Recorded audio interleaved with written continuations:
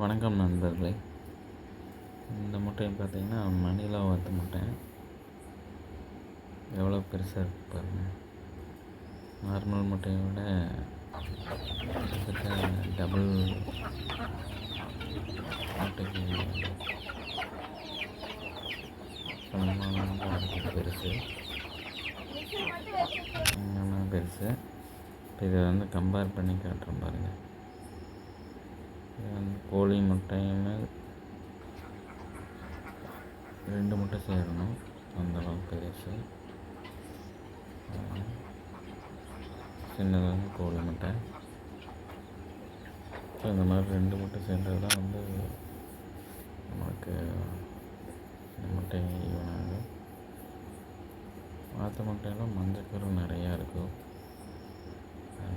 Video பிடிச்சிருந்தா like பண்ணுங்கள், share பண்ணுங்கள், சப்ஸ்கிரைப் பண்ணிடுங்க.